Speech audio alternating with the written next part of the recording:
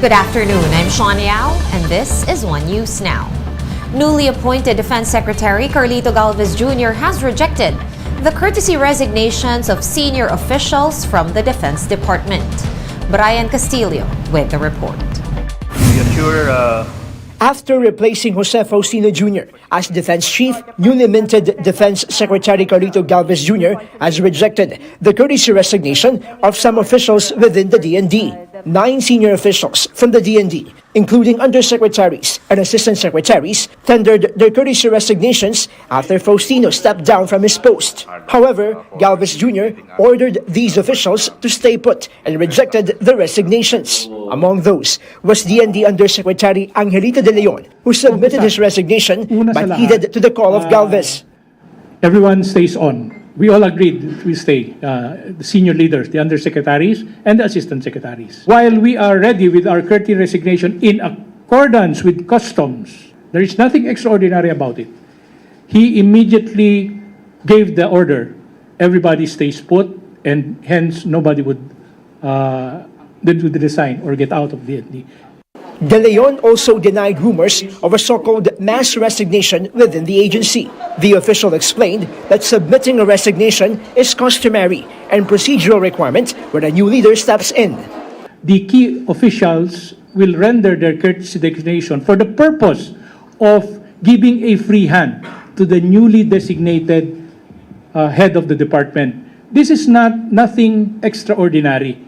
According to DND spokesperson Arsenio Andulong, Galvez had a private meeting with Faustino to begin their transition process. The resigned OIC also shared his recommendations. Aside from Faustino, Galvez also met with senior officials in the DND, where he was briefed about the current status of the agency. After rejecting the resignations, Galvez vowed to sustain the gains of the previous leadership and further enhance the capability of the country's military.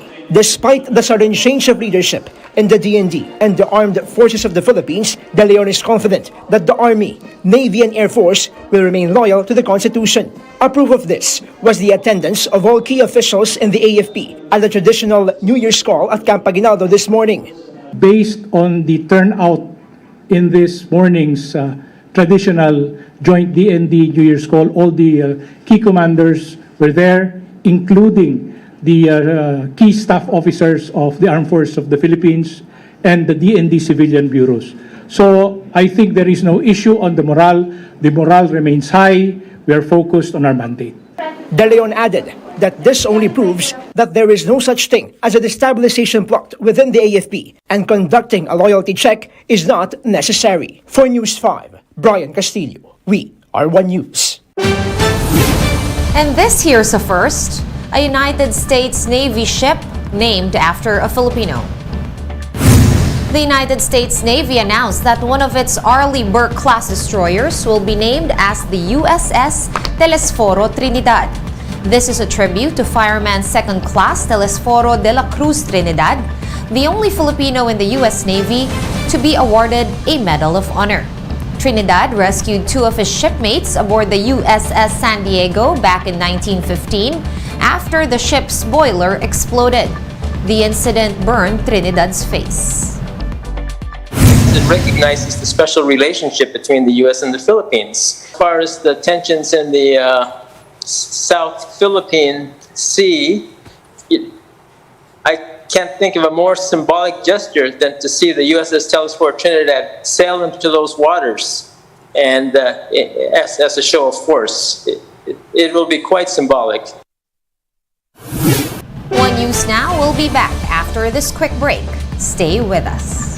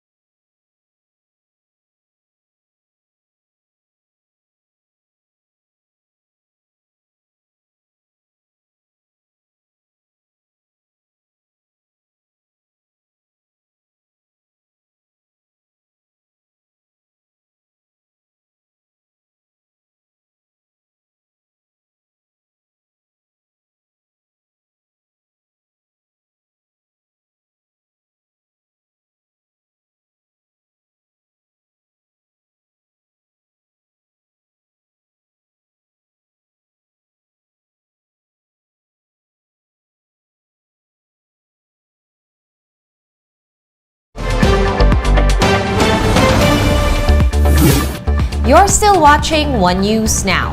I'm Sean Yao.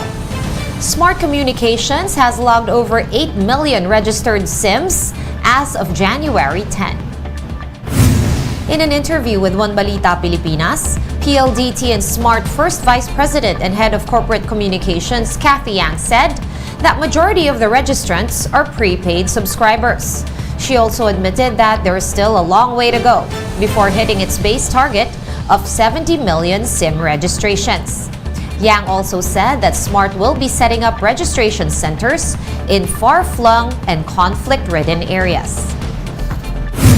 We're still discussing with the NTC, the DICT, and the CICC on how to reach these GIBCA areas. Ginawa na namin ng paraan na mag-set up ng mga registration booths at saka mga touch points mula Luzon, Visayas hanggang Mindanao. Kahit sa NCR. And here is a quick look at today's other top stories. President Bongbong Marcos has ordered the release of 3 million pesos for the repair of schools damaged by floods in Misamis Oriental.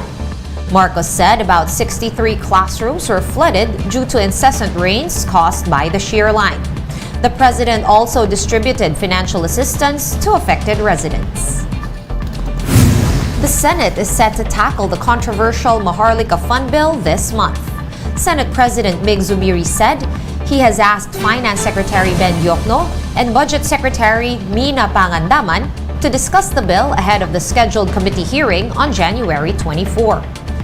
Zubiri claims that some senators are in favor of the bill as long as the funds are accounted for.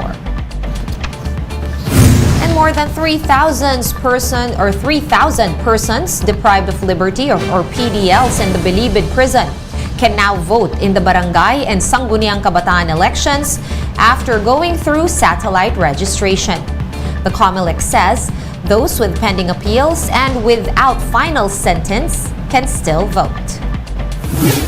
For more updates, visit News 5, The Philippine Star, and Business World online. Visit our website, onenews.ph, for more in-depth analysis. You can also catch One News on Signal Play. Register for a free account at www.signalplay.com and stream One News live anytime, anywhere. I am Sean Yao. We are One News.